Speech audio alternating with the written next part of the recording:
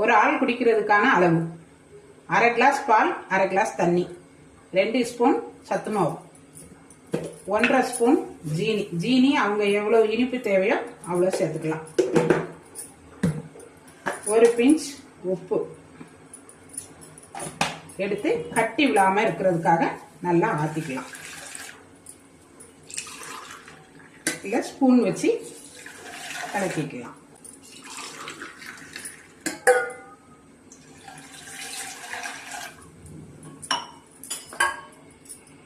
கட்டி விழாம ஆத்திட்டு அடுப்புல வச்சு காய்ச்சலாம்.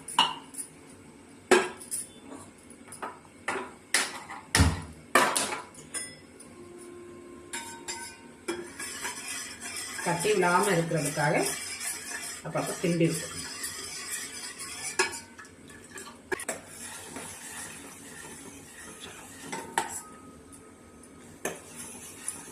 கட்டியா வேணும்னா கூட கொஞ்சம் கொதிக்க விட்டுக்கலாம். இந்த தண்ணி போல பருவ இருந்துச்சுன்னா அப்படியே ஆஃப் பண்ணிக்கலாம்.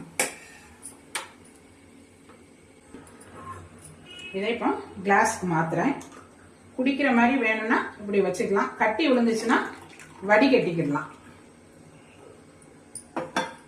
சத்து மாவு சிறியவர்கள் 2 வயசுல இருந்து பெரியவர்கள் வரைக்கும் குடிக்கலாம். சத்து மாவு உடம்புக்கு ஆரோக்கியமானது.